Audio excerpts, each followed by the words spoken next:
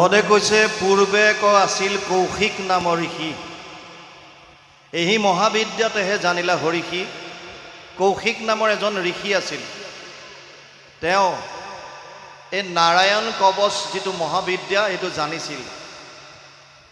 যেতিয়া কৌশিকৰ মৃত্যু হ'ল, তেওঁৰ অস্থিসমূহ য'ত পৰি আছিল, এবাৰ গন্ধৰ্বৰ পতি চিত্ৰৰথ লগত অপেশ্বৰাসৱক লৈ ওপৰেদি উৰি যাওঁতে এই অস্থি য'ত পৰি আছিল তাৰ ওপৰেদি তেওঁলোক উৰি গ'ল। আৰু ইমান প্ৰভাৱ আছিল এই মহাবিদ্যাৰ নাৰায়ণ কবচৰ, যিটো ঠাইত এই কবচ জনা ঋষিজনৰ অস্থি পৰি আছিল তাৰ ওপৰেদি যোৱাৰ কাৰণে তেওঁলোক আহি তলত পৰিবলগীয়া হ'ল। আৰু পৰি তেওঁলোকৰ নিজৰ শক্তি হ্ৰাস হ'ল, ওপৰলৈ উৰিব নোৱাৰা হ'ল। ইমানেই নাৰায়ণ কবচৰ মাহাত্ম্য আছিল। আৰু তেতিয়া এই গন্ধৰ্বৰ যিজন অধিপতি চিত্ৰৰথ, তেওঁক বালখিল্য ৰজাই ঋষিসকলে আহি পেলাই কয় যে তোমালোকে ভুল কাম কৰিলা। যিহেতু ইয়াত কৌশিক ঋষিৰ অস্থিসমূহ পৰি আছিল আৰু তোমালোকে অস্থিৰ ওপৰেদি গ'লা, সেইকাৰণে তোমালোকৰ ৰথ এতিয়া পুনৰ আকাশত উৰিব নোৱাৰা হ'ল। এটা কাম কৰা, এই অস্থিসমূহ লৈ গৈ সৰস্বতী নদীত তোমালোকে এৰি দিয়া, আৰু তেতিয়া তোমালোকে পুনৰ আগৰ শক্তি ঘূৰাই পাবা। তাৰ পাছত গন্ধৰ্বসকলে তেতিয়া সেই অস্থি লৈ গৈ সৰস্বতী নদীত গৈ পেলাই উটাই দিয়ে। তাৰ পাছত তেওঁলোকে পুনৰ আগৰ শক্তি পায়। গতিকে ইয়াত প্ৰথমতে নাৰায়ণ কবচৰ মাহাত্ম্য দেখুৱাইছে। মূল লক্ষ্য কিন্তু এটা, নাৰায়ণ কবচৰে এনেকুৱা মাহাত্ম্য, ইয়াতকৈ মাহাত্ম্য হৈছে কলিযুগত কৃষ্ণৰ নামৰ। ৰাম কৃষ্ণ নাম যিটো লয় একবাৰ, কোটি জনমৰ পাপ ভস্ম হয় তাৰ। এই মাহাত্ম্যটো দেখুৱাবৰ কাৰণেই নাৰায়ণ কবচৰ কথাটো আনিছে, যে এনেকুৱা কবচৰে মাহাত্ম্য, ইয়াতকৈ বেছি মাহাত্ম্য হৈছে কৃষ্ণৰ নহয়। তাৰ আগৰে পৰা আছে, মানে চাওক, ইয়াৰ আগতে আছিলে গোকৰ্ণ, আৰু আপুনি যদি পায় ধুনকাৰী কথাটো, তেতিয়া ধুনকাৰী এজন মহাপাপী আছিল, আৰু গোকৰ্ণই নিজৰ ককায়েকৰ গতি পাবৰ কাৰণে কাশী, গয়া, মথুৰা, বৃন্দাবন, গংগাত গৈ পেলাই প্ৰত্যেক জেগাত তেওঁৰ অস্থি বিসৰ্জন দিলে, দি পেলাই শ্ৰাদ্ধ কৰিলে, কিন্তু মহাগতি পোৱা নাছিল। শেষত আহি 7 দিন ভাগৱত শ্ৰৱণ কীৰ্তন কৰোঁতেহে ধুনকাৰীৰ দৰে মহাপাতকীয় গতি পালে। যুগ ধৰ্মৰ পৰা আগতে যিহেতুকে আমি প্ৰথমেই কৈছোঁ, যুগ ধৰ্মত প্ৰত্যেকটো যুগত বেলেগ বেলেগ কৰ্ম, সেই সময়ৰ মানুহৰ এবিলিটি, তেওঁৰ সামৰ্থ্য অনুযায়ী কিছুমান বস্তু থাকে। যেনে ধৰক সত্য যুগত সহস্ৰ বছৰ তপ কৰিব পাৰিছিল বা জপ কৰিছিল, 1000 বছৰ যজ্ঞ কৰিব পাৰিছিল, কাৰণ তেওঁলোকৰ আয়ুসটো তেতিয়া বেছি আছিল। কলিযুগৰ মানুহৰ আয়ুস হৈছে 100 বছৰ, দাপৰত 1000 বছৰ, ত্ৰেতা যুগত 10 বছৰ, সত্য যুগৰ মানুহৰ বয়স 1 লাখ বুলি আমাৰ শাস্ত্ৰত কয়। 1 লাখ বছৰ যদি এজন মানুহ জীয়াই থাকে, তেতিয়াহ'লে তেওঁ 1000 বছৰ যজ্ঞ বা তপ কৰাটো একো ডাঙৰ কথা নাছিল। কিন্তু কলিযুগৰ মানুহৰ বয়সে হৈছে 100 বছৰ। তাকো প্ৰহ্লাদে কৈছে দৈত্য শিশুসকলক, পুৰুষৰ আয়ু শত বৰিষ সাক্ষাৎ, তাহাৰো অৰ্ধেক যায় বিফলে নিদ্ৰাত। 20 বৰিষ যায় বালক ক্ৰীড়াত, আউৰ 20 যায় জৰা অৱস্থাত। জীৱা অৱশেষ আয়ু থাকয় যুৱাত, সিও কামে ক্ৰোধে লোভে যায় অজ্ঞানত।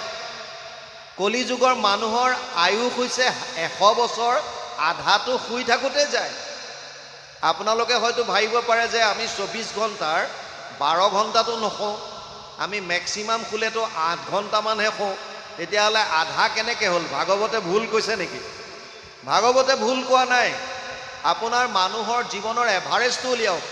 এটা সৰু ল'ৰা বা ছোৱালী কেঁচুৱা যেতিয়া হৈ থাকে জন্মৰ পাছত 24 ঘণ্টাৰ প্ৰায় 23 ঘণ্টা, 23.5 ঘণ্টা শুই থাকে। আপোনালোকে মাকসকলক, আইসকলক সুধিব, কেঁচুৱাটো অলপ সময়ৰ কাৰণে চকু মেলে আকৌ শুয়ে থাকে।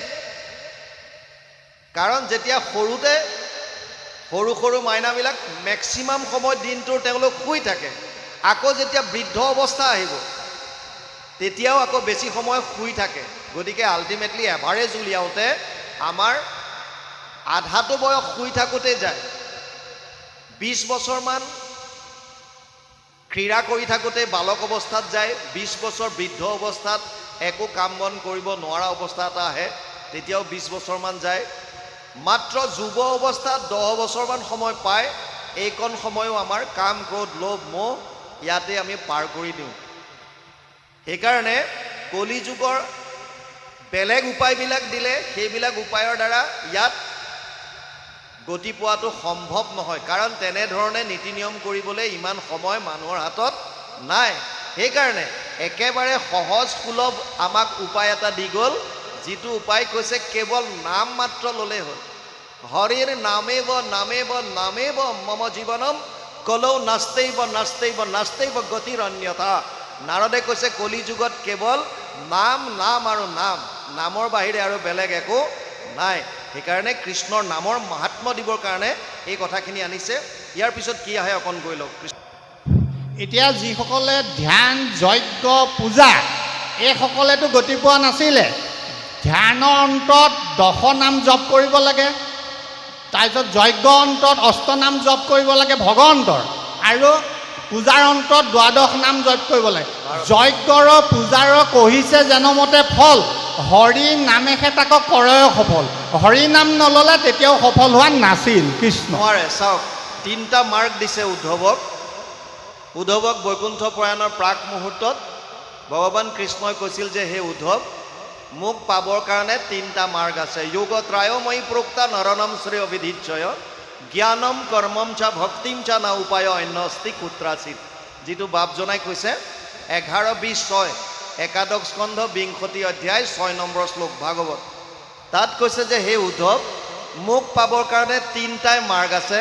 এটা হৈছে কৰ্ম মাৰ্গ, মানে য'ত যাগ যজ্ঞ পূজা পাতল, এইটো না বুলি কোনেও ক'ব নোৱাৰে। ভগৱানে উদ্ধৱক কৈছে মোক পাবৰ কাৰণে 3টা মাৰ্গ আছে, মানে 3টা পথ।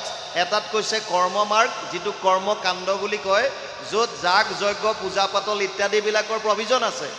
এটা হৈছে জ্ঞান মাৰ্গ, য'ত নিৰ্গুণ নিৰাকাৰ ব্ৰহ্মক ধ্যান ধাৰণা সমাধিৰ দ্বাৰা, যেনেকৈ আপোনালোকে দেখা পাইছে সন্ন্যাস ব্ৰত ধাৰণ কৰি ঘৰৰ পৰা গুচি যায়, জংঘলত থাকে, পৰ্বত পাহাৰত বহুত দিন চিন্তা কৰি থাকে নিৰ্গুণ নিৰাকাৰ ব্ৰহ্মক, এইটো জ্ঞান মাৰ্গত যায়।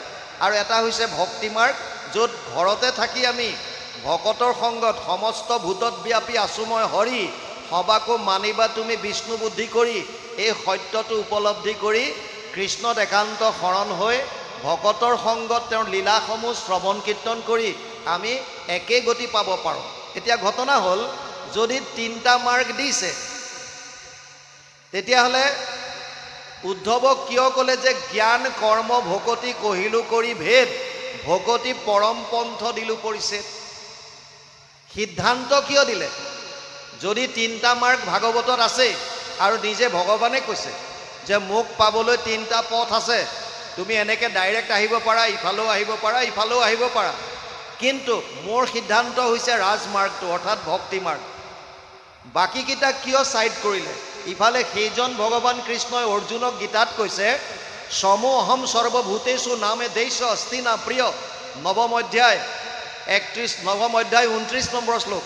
তাত কৈছে হে অৰ্জুন, মোৰ কাৰণে চব সমান, কোনো কাৰো প্ৰতি মোৰ দৈস্যভাৱ নাই, কোনো মোৰ কাৰণে প্ৰিয় নহয়।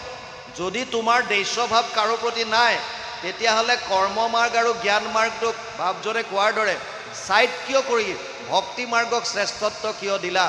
ইয়াৰ মূল কথা আছে, যিটো কাৰণ তাৰ আগতে বুজি লওক, আমি জীৱবিলাক প্ৰভু ভগৱন্তৰ সন্তান। পিতা সমস্য জগতো মাতা ধাতা পিতামহ বেদ্যম পবিত্ৰ ওমকাৰ ঋগ সাম যজুৰে বচ। নৱম অধ্যায় 17 নম্বৰ শ্লোক গীতা। হে অৰ্জুন, এই সমস্ত জীৱৰ ময়ে পিতা, ময়ে মাতা, ময়ে ধাতা, ময়ে পিতামহ, ময়ে বেদৰ ওংকাৰ, ময়ে ঋগ, ময়ে সাম, ময়ে যজুৰ, চব মই। এতিয়া মোৰ সন্তানবিলাকে যাতে অতি সহজতে মোক পাব পাৰে, তাৰ কাৰণে মই উপায়টো দিবই লাগিব পিতৃ হিচাপে। সেইকাৰণে শাস্ত্ৰত যদিও 3টা মাৰ্গৰ কথা কৈছে, তেওঁ নিজৰ সন্তান হিচাপে আমাক বুজাইছে যে বাকী দুটাত প্ৰব্লেম কি। কৰ্ম মাৰ্গ বুজি লওক ভালকে, য'ত যাগ যজ্ঞ পূজা পাতলৰ দ্বাৰা ঈশ্বৰক পাব পাৰি। হয়, বৰ্তমানো বহুতে কৰি আছে, কিন্তু ইয়াত সমস্যা এটা আছে। মন্ত্ৰচৈব পৰিজ্ঞাতম কৰ্ম সুধীৰ মদ অৰ্পণম ধৰ্ম সম্পদতে ষডভি অধৰ্মস্য বিপৰ্যয়। 11, 21, 15 একাদশ স্কন্ধ 21 অধ্যায় 15 নম্বৰ শ্লোক ভাগৱত। তাত কৈছে, হে উদ্ধৱ, মোক পাবৰ কাৰণে যদি কৰ্মকাণ্ডত যদি যোৱা, তেতিয়াহ'লে 6টা বস্তুৰ শুদ্ধতা লাগিব। কি 6টা বস্তু? স্থান, কাল, পাত্ৰ, দ্ৰব্য, মন্ত্ৰ, ক্ৰিয়া। 6টা বস্তুৰ শুদ্ধতা যদি নাথাকে, তেতিয়াহ'লে যাজকৰ মৃত্যু পৰ্যন্ত হ'ব পাৰে। যাজক মানে সেৱকী, পুৰোহিত বা আচাৰ্যৰ কথা কোৱা নাই। যিসকলে যজ্ঞ পাতিছে তেওঁলোকৰ মৃত্যু পৰ্যন্ত হ'ব পাৰে কৰ্মকাণ্ডত যদি 6টা বস্তুৰ শুদ্ধতা নাথাকে। মই প্ৰায় মোৰ নিজৰ জীৱনৰ এটা উদাহৰণ দিওঁ। আপোনালোকে জানে মই SSBত আছিলোঁ, এছিষ্টেণ্ট কমাণ্ডেণ্ট হিচাপে।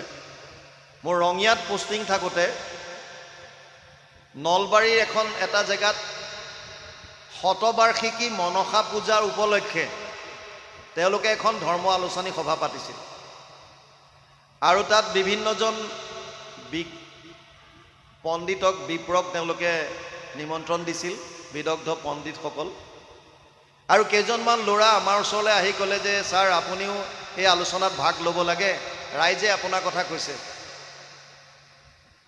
আমাক নিমন্ত্ৰণ দিওঁতে কৈছিলোঁ যে তোমালোক আহিছা, মই যাম, কিন্তু আমি যি ক'ম শাস্ত্ৰৰ উত্তম 2খন গ্ৰন্থৰ পৰা ক'ম, গীতা আৰু ভাগৱত। শাস্ত্ৰৰ উত্তম কি? গীতা ভাগৱত। গতিকে গীতা ভাগৱতৰ পৰা যি ক'ম তাত তোমালোকে পিছত মোক যাতে বেয়া নোপোৱা। ল'ৰাকেইজনে ক'লে যে আপোনাক ৰাইজে বিচাৰিছে, আপোনাৰ নামটো ৰাইজৰ ফালৰ পৰা আহিছে, গতিকে আপুনি এই আলোচনাত ভাগ লওক। আৰু আমি সেই আলোচনাখনত ভাগ লৈছিলোঁ। আমি কওঁ বুলি কোন হৃদিস্থিত হৈয়া তুমি যেন কৰা বাহাছা আমি ঋষিকেশ কৰিব তেনেয়। প্ৰভু ভগৱন্ত নিজে হৃদিস্থিত হৈ যেনেকৈ কোৱাই আমি তেনেকৈ কওঁ, আমাৰ নিজস্ব একো নাই। ওলাল যজ্ঞৰ কথা। আমি ক'লোঁ ভগৱান কৃষ্ণই অৰ্জুনক গীতাত কৈছে যজ্ঞটো এবিধ নহয়, বহুবিধ যজ্ঞ আছে। দ্ৰব্য যজ্ঞ, তপোযজ্ঞ, যোগ যজ্ঞ তথাৎ পৰে স্বাধ্যায় জ্ঞান যজ্ঞস্য যতয় সংচিত ব্ৰত। 4ৰ্থ অধ্যায় 28 নম্বৰ শ্লোক গীতা। হে অৰ্জুন, দ্ৰব্যৰ যজ্ঞ আছে, য'ত অগ্নি প্ৰজ্বলিত হয় আৰু দ্ৰব্যক আহুতি দিয়ে। তপৰ যজ্ঞ আছে, ঈশ্বৰক আৰাধনা কৰিবৰ কাৰণে যিখিনি আমি কষ্ট সহন কৰিব পাৰোঁ, কায়, মন আৰু বাণীৰ তপ, শৰীৰৰ তপ, পানীৰ তপ আৰু মনৰ তপ। যোগৰ যজ্ঞ আছে, কেনেকৈ যোগাভ্যাস কৰি পেলাই আমি শৰীৰটো নিৰোগী কৰি ৰাখিব পাৰোঁ। পতঞ্জলীয়ে যিবিলাক দেখুৱাইছে যোগৰ দ্বাৰা, সেইটো এটা যজ্ঞই। স্বাধ্যায় জ্ঞান যজ্ঞ, নিজক জনাৰ ইচ্ছা, মই কোন, ক'ৰ পৰা আহিলোঁ, স্ব অধ্যয়ন কৰা। আটাইতকৈ শ্ৰেষ্ঠ যজ্ঞ বুলি কৈছে জ্ঞান যজ্ঞ, যিটো আজি হৈ আছে ইয়াত। ইয়াৰ পৰা জ্ঞান অগ্নি প্ৰজ্বলিত হৈ আছে, আৰু ইয়াত আমাৰ মনৰ অজ্ঞানতাবিলাক আমি আহুতি দি আছোঁ, নজনা কথাবিলাক ইয়াৰ পৰা জানিম। আৰু ভগৱান কৃষ্ণই অৰ্জুনক ক'লে শ্ৰেয়ান দ্ৰব্যময়ী যজ্ঞাত জ্ঞান যজ্ঞ পৰম তপ সৰ্বকৰ্মাখিলম পাৰ্থ জ্ঞানে পৰিসমাপ্যতে। 4ৰ্থ অধ্যায় 33 নম্বৰ শ্লোক গীতা। সমস্ত যজ্ঞৰ ভিতৰত শ্ৰেষ্ঠ যজ্ঞ হৈছে জ্ঞান যজ্ঞ। আমি ক'লোঁ যে এই যজ্ঞ কৰোঁতে 6টা বস্তুৰ শুদ্ধতা থাকিবই লাগিব। মন্ত্ৰস্য চৈব পৰিজ্ঞাতম কৰ্ম সুধীৰ মদ অৰ্পণম ধৰ্ম সম্পদতে ষডভি। ধৰ্ম তেতিয়াহে হ'ব যেতিয়া 6টা বস্তুৰ শুদ্ধতা থাকিব। অধৰ্মস্য বিপৰ্যয়, আৰু তাকে যদি কৰিব নোৱাৰে তেতিয়াহ'লে যাজকৰ মৃত্যু হ'ব পাৰে। আমি ভাষণ দি 2 ঘণ্টামানৰ ভাষণ দি নামি আহিলোঁ। কমিটিৰ ল'ৰাকেইজনে আমাক ঘেৰাও কৰি ধৰিলে আৰু ক'লে, ছাৰ আপুনি বৰ ডাঙৰ কথা এটা কৈ আহিল। বোলো কোনটো? আপুনি ক'লে যে যাজকৰ মৃত্যু হ'ব পাৰে 6টা বস্তুৰ শুদ্ধতা নাথাকিলে। এই কথাটো আমাক অকণ বুজাই দিয়ক। আমি জানো যে আপুনি এনেই নকয়, ক'ৰবাত নিশ্চয় আছে। আমি ক'লো যে এই কথাটোৰ কাৰণে তোমালোকে ষষ্ঠ স্কন্ধ বৃত্তাসুৰ বধ এই আখ্যানটো চাব লাগিব। ইয়াত আমি পাম এই তস্তামুনি যি বিশ্বৰূপৰ গুৰু হিচাপে দেৱতাসকলে ল'লে, বিশ্বৰূপক আল্টিমেটলি ইন্দ্ৰই বধ কৰিব, আৰু বিশ্বৰূপক ইন্দ্ৰই বধ কৰাৰ কাৰণে তস্তামুনিয়ে যজ্ঞৰ দ্বাৰা বৃত্তাসুৰৰ সৃষ্টি কৰে, আৰু এই বৃত্তাসুৰৰ হাতত ইন্দ্ৰক বধ কৰিবৰ কাৰণে এটা যজ্ঞ কৰে। কিন্তু এই যজ্ঞত পূৰ্ণ আহুতি দিওঁতে মন্ত্ৰত খেলি মেলি লাগি যায়। ক'ব লাগিছিল ইন্দ্ৰ শত্ৰু বিবৰ্ধন, মানে ইন্দ্ৰ শত্ৰু নিধন হওক, আৰু মন্ত্ৰ উচ্চাৰণত ভুল হৈ গ'লে ইন্দ্ৰস্য শত্ৰু বিবৰ্ধন, মানে ইন্দ্ৰৰ শত্ৰু নিধন হওক। মন্ত্ৰত খেলি মেলি থাকিল। য'ত ক'ব লাগিছিল ইন্দ্ৰ শত্ৰু নিধন হওক, তাত ক'লে ইন্দ্ৰৰ শত্ৰু নিধন হওক, আৰু ইন্দ্ৰৰ শত্ৰু হৈছে বৃত্তাসুৰ, গতিকে ইন্দ্ৰৰ হাতত বৃত্তাসুৰৰ বধ হ'বলগীয়া হ'ল। আমি ক'লো যদি ছটা বস্তুৰ শুদ্ধতা নাথাকে তেতিয়াহ'লে যাজকৰ মৃত্যু হ'ব। ল'ৰাকেইজনে ক'লে আমি কমিটিখন যাজক হয়নে নহয়? আমি ক'লো যে কমিটিখনটো যাজক হয়ে, তোমালোকৰ সেৱকী যিমান আছে চব যাজক। ল'ৰাকেইজনে ক'লে যে ছাৰ আপোনাৰ কথাটো 100% সত্যৰ দৰে আমি ভাবিছোঁ, কাৰণ যোৱাবাৰ ষষ্ঠীৰ দিনা আমাৰ এজন সক্ৰিয় কৰ্মীৰ মৃত্যু হৈছে, আৰু আজি সপ্তমী, যোৱাকালি ৰাতিলৈকে আমাৰ ইয়াত একেলগে কাম কৰি থকা এজন সতীৰ্থৰ আজি পুৱাতে মৃত্যু হৈছে। 2 বছৰত 2টাকৈ ল'ৰা আমি হেৰুৱালোঁ, 2জন সক্ৰিয় সদস্য হেৰুৱালোঁ। সেইকাৰণে আপোনাৰ কথাকেইটাই আমাৰ হৃদয় চুই গ'ল যে কিবা সঁচাকৈ আমি ভুল কৰি আছোঁ নেকি। আমাক ক'লে ক'ত ভুল হ'ব পাৰে? আমি ক'লোঁ 6টা বস্তুৰ কোনোটোৱে শুদ্ধ হোৱাৰ চান্স নাই বৰ্তমান কলি যুগত। কিয়? স্থান। যজ্ঞ য'তে ত'তে কৰিব নোৱাৰে। যজ্ঞৰ স্থানৰ কাৰণে শাস্ত্ৰত আগতে জনক আদি ৰজাই 12 বছৰ হাল বাই যজ্ঞস্থলী ৰেডি কৰিছিল বুলি লিখা আছে। তেনেকৈ হাল বাওঁতে শিয়লিত সীতাক পাইছিল।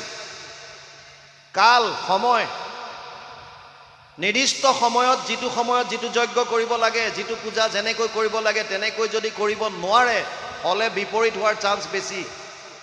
তাত যিখিনি পাত্ৰ ব্যৱহাৰ কৰে, দ্ৰব্য যিখিনি আনে, আৰু আটাইতকৈ ডাঙৰ কথা মন্ত্ৰ উচ্চাৰণ। মন্ত্ৰ উচ্চাৰণত যদি খেলি মেলি হ'ল তেতিয়াহ'লে যাজকৰ মৃত্যু হ'ব পাৰে। তে ক'লে উপায়? আমি ক'লোঁ উপায় আমি কি দিম? মহাপুৰুষ মাধৱদেৱে ঘোষাত উপায় দিছে, হৰি নাম কীৰ্তনত নাহি স্থান কাল পাত্ৰ নিয়ম সংযম একো বিধি। সেইকাৰণে কলি যুগত গুৰুজনাই এক শৰণ হৰিনাম ধৰ্ম প্ৰৱৰ্তন কৰি গ'ল। কাৰ কাৰণে? আমাৰ কাৰণে, আমি জীৱবিলাকৰ কাৰণে। আৰু আমি বুজি পোৱা নাই নিজকে। আমি প্ৰায় জেগাত কওঁ আপোনাৰ মোৰ কাৰণে গুৰুজনাই এক শৰণ হৰিনাম ধৰ্ম দি গ'ল, যিটো শাস্ত্ৰসন্মত, যিটো শাস্ত্ৰত প্ৰামাণিক।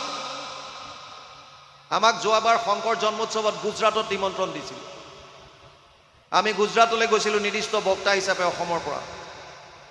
আমি তাত গুৰুজনাৰ ধৰ্মটো যে প্ৰামাণিক এই কথাটো তাত প্ৰমাণ সহকাৰে প্ৰতিপন্ন কৰিবলৈ চেষ্টা কৰিছিলোঁ। সনাতন ধৰ্মত যিকোনো কথা প্ৰমাণৰ কাৰণে 4 ধৰণৰ প্ৰমাণৰ প্ৰয়োজন হয়। এটা হৈছে প্ৰত্যক্ষ প্ৰমাণ। যিকোনো কথা আমি কিবা এটা আপোনালোকক ক'ম, আপোনালোকে কিয় বিশ্বাস কৰিব? প্ৰমাণ বিচাৰিব লাগিব। এইটো ক'ত আছে? হয়তো আপোনালোকে প্ৰত্যক্ষভাৱে দেখিছে, শুনিছে, স্পৰ্শ কৰি চাইছে, শুঙি চাইছে, সোৱাদ লৈছে, বেলেগ কথা, প্ৰত্যক্ষ প্ৰমাণ। নহ'লে অনুমান প্ৰমাণ এটা আছে। দূৰত ধোঁৱা দেখিছে, ইয়াৰ পৰা অনুমান কৰিছে যে ধোঁৱা আছে যেতিয়া জুই আছে, অনুমান। এটা আছে উপমান প্ৰমাণ, তুলনামূলকভাৱে। তই নীল গাই দেখিছনে? বোলে দেখা নাই। কেনেকুৱা? আমাৰ গাইবিলাকৰ নিচিনাই। কিন্তু আমাৰ গাই এজনী দেখা মানে নীল গাই দেখাটো নুবুজায়। আৰু ধোঁৱা দূৰত আছে বুলি জুই দেখাটো কেতিয়াবা অসম্ভৱ হ'ব পাৰে। আজিকালি ভাওনাত ভাওৰীয়া ওলালেও ধোঁৱা দিয়ে, ফাংচনত গীত গাবলৈ আহিলে আৰ্টিষ্টৰটো ধোঁৱা দিয়ে। প্ৰত্যক্ষ প্ৰমাণো ভুল হ'ব পাৰে। আপুনি নিজে শুনিছে, শুনা কথাটো সত্য নহ'ব পাৰে। দ্ৰোণাচাৰ্যই শুনিছিলে অশ্বত্থমা হত, কোনে কৈছে? যুধিষ্ঠিৰে, ধৰ্মৰাজে মিছা কথা কোৱাৰ চান্সেই নাই। যুধিষ্ঠিৰে কৈছে কি বুলি? অশ্বত্থমা হত। আৰু ধনুষৰ পেলাই দিলে। কিয়? পিতেকৰ নাম অশ্বত্থমা। ভাবিছে মোৰ পুত্ৰ মৃত্যু হ'ল, গতিকে আৰু যুদ্ধ কৰি কি লাভ? পেলাই দিলে। নিজ কৰ্ণই শুনাৰ পাছতো এই কথাটো সত্য নহয়। কোনটো? অশ্বত্থমা হতটো। কিন্তু অশ্বত্থমা হত মানে অশ্বত্থমা হতটো এফালৰ পৰা সত্য। কোনটো সত্য? অশ্বত্থমা হত ইতি গজ। অশ্বত্থমা নামৰ হাতী এটা মৰাটো সত্য, কিন্তু অশ্বত্থমা মানে দ্ৰোণাচাৰ্যৰ পিতেক মৰাটো সত্য নহয়। তাৰ মানে কেতিয়াবা কেতিয়াবা প্ৰত্যক্ষ কথাবিলাকতো বিশ্বাসযোগ্য নহ'ব পাৰে, গ্ৰহণযোগ্য নহ'ব পাৰে। তেতিয়া আমাৰ হাতত এটা প্ৰমাণ আহি যায়, সেইটোক কৈছে শাস্ত্ৰ প্ৰমাণ বা শব্দ প্ৰমাণ। আৰু সনাতন ধৰ্মত যিসকলে এই শাস্ত্ৰৰ প্ৰমাণ মানে তেওঁলোককহে আস্তিক বুলি কৈছে। আস্তিক, যাৰ শাস্ত্ৰৰ ওপৰত বিশ্বাস আছে, শাস্ত্ৰৰ কথা মানিছে, তাৰ ওপৰত বেছ কৰি আমাৰ 6টা দৰ্শন আহিছে। আৰু যিসকলে মনা নাই তেওঁলোকক নাস্তিক বুলি কৈছে। জৈনিজিমেই হওক, বুদ্ধিজিমেই হওক, চাৰ্বাৰ্ক হওক, তেওঁলোকে মনা নাই। এতিয়া যিসকলে আমি শাস্ত্ৰৰ প্ৰমাণ মানিছোঁ, আমি আস্তিক। আমাৰ কাৰণে 3টা প্ৰস্থান দিছে। প্ৰথমটোক কৈছে শ্ৰুতি প্ৰস্থান। শ্ৰুতি প্ৰস্থানত আছে বেদান্ত। আমি অলপ আগতে কৈছিলোঁ সনাতন ধৰ্মৰ মূল হৈছে বেদ, আৰু বেদৰ সাৰভাগ আছে বেদান্তত, মানে উপনিষদত। যদি উপনিষদত আছে তেতিয়াহ'লে ই গ্ৰহণযোগ্য, ই প্ৰামাণিক। দ্বিতীয় আহিছে স্মৃতি প্ৰস্থান। স্মৃতি প্ৰস্থানত আহিছে গীতা, শ্ৰীমদ ভগৱত গীতা। যদি গীতাত আছে তেতিয়াহ'লে আমি মানিব লাগিব। আৰু তৃতীয়টো হৈছে ন্যায় প্ৰস্থান। ন্যায় প্ৰস্থানত আছে ব্ৰহ্মসূত্ৰ। 555টা সূত্ৰ ব্ৰহ্মসূত্ৰত আছে। এতিয়া ঘটনা হ'ল, যিজন ব্যাসদেৱে শ্ৰুতি প্ৰস্থানৰ বেদান্ত লিখিছে, সেইজন ব্যাসদেৱে কৈছে যে সৰ্ব বেদান্ত সাৰম হি শ্ৰী ভাগৱতম ইষ্যতে। 12, 13, 15 দ্বাদশ স্কন্ধ ত্ৰয়োদশ অধ্যায় 15 নম্বৰ শ্লোক ভাগৱত। অৰ্থাৎ শ্ৰুতি প্ৰস্থান বেদান্ত আৰু বেদান্তৰ সাৰ ভাগৱত হোৱাৰ কাৰণে ভাগৱতত যদি কিবা আছে, ভাগৱত আমাৰ প্ৰামাণিক গ্ৰন্থ হ'ল। স্মৃতি প্ৰস্থান গীতা আৰু ন্যায় প্ৰস্থান ব্ৰহ্মসূত্ৰ।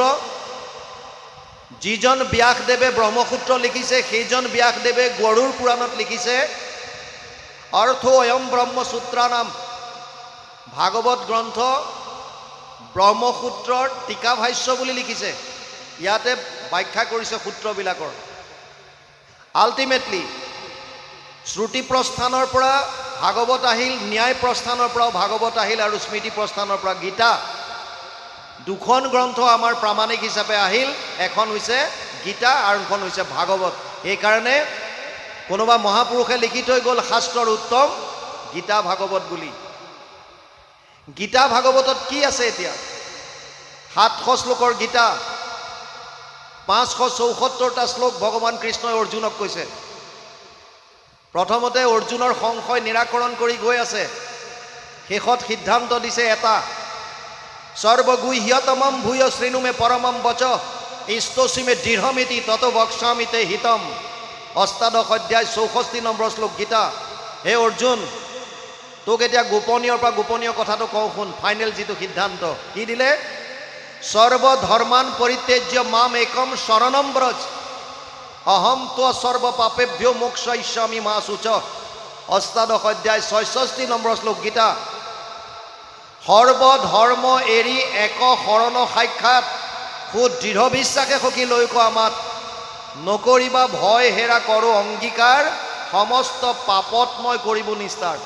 18 অধ্যায় গীতা কোৱাৰ পিছত ভগৱন্তই যেতিয়া উদ্ধৱক ক'লে যে সৰ্বধৰ্ম তুমি ত্যাগ কৰা, অৰ্জুনক ক'লে যিমানখিনি মই ক'লোঁ সমস্ত ত্যাগ কৰা, আৰু তুমি এটা শিশুৱে যেনেকৈ বোকাত লেটি পেটি হৈ মাকৰ গুৰিলৈ আহে, তুমি তেনেকৈ মোৰ গুৰিলৈ আহা, আৰু মই মাকৰ নিচিনা ধুৱাই কৰি চাফা কৰি লওঁ, তেতিয়াহ'লে ভগৱন্ত চৰণেই সিদ্ধান্ত, ভগৱন্ত চৰণৰ বিনে আৰু আনত কেতিয়াও গতি নাপায়।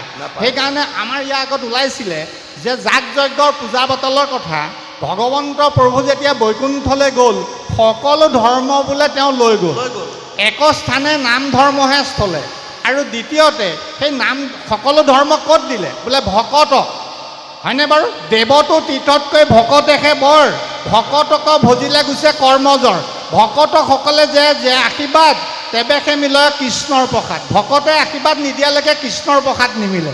এতিয়া ভক্তি ভকত ভগৱন্ত গুৰু চতুৰ্বিধ বাপু এক, ইনকি সুমিৰণ কৰে চো নাচৈ বিঘ্নি অনেক। সেইকাৰণে কৈছে ভকত, ভক্তি, ভগৱন্ত আৰু গুৰু এই চাৰিবিধ এক বুলি কৈছে, ইয়াত কোনো প্ৰভেদ নাই। বুজি পালে?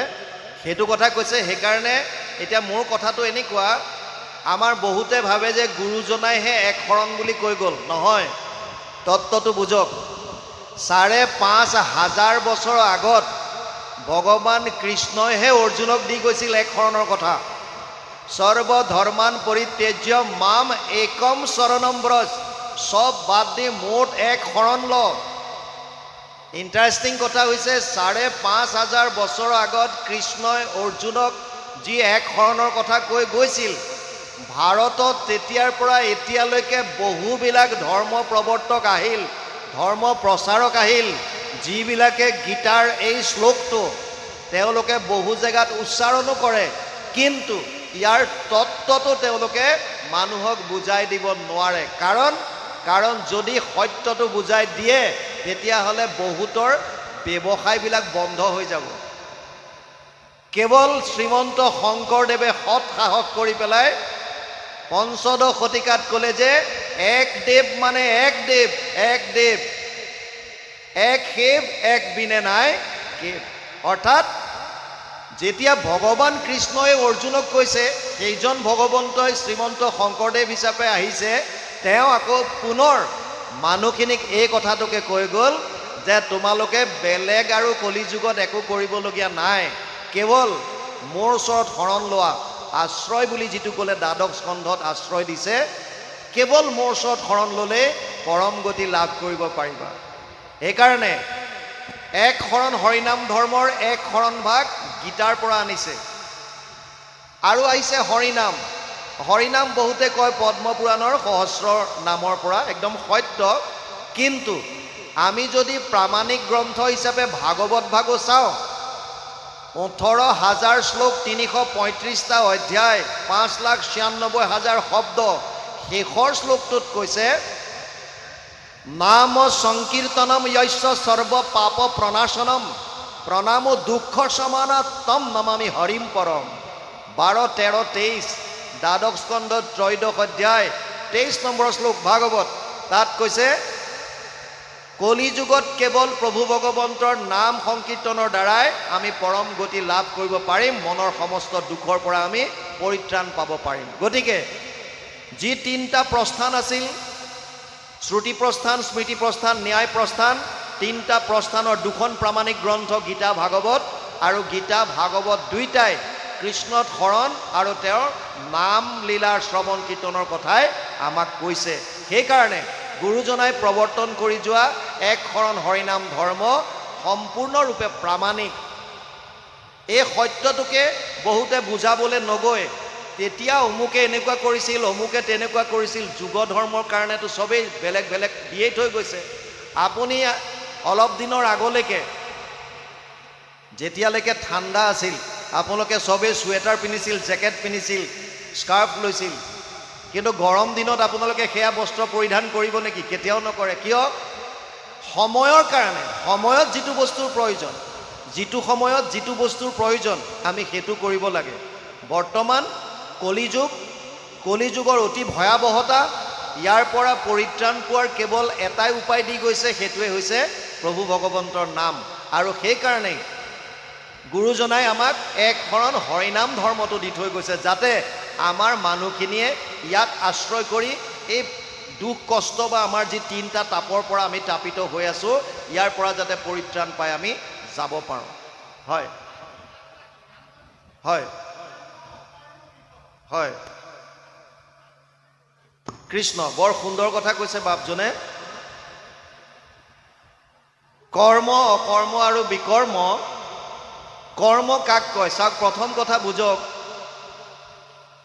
গীতাত কৈছে কোনো মানুহ এক মুহূৰ্তও কাম নকৰাকে থাকিব নোৱাৰে প্ৰথম কথা নাহি কচ্চিৎ ক্ষণমপি জাতু তিষ্ঠত্য কৰ্মকৃত কাৰ্যতেহি অৱশ্য কৰ্ম সৰ্ব প্ৰকৃতি জেৰ গুণেই তৃতীয় অধ্যায় 5 নম্বৰ শ্লোক গীতা হে অৰ্জুন কোনো মানুহ এক মুহূৰ্তও কাম নকৰাকে থাকিব নোৱাৰে কাম আমি কিয় কৰোঁ আমি যে কৰ্ম কৰিছোঁ কিয় কৰোঁ আমাক এটা বস্তু লাগে চাওক তত্ত্ববিলাক বুজিয়ে যাওক ওলাল যেতিয়া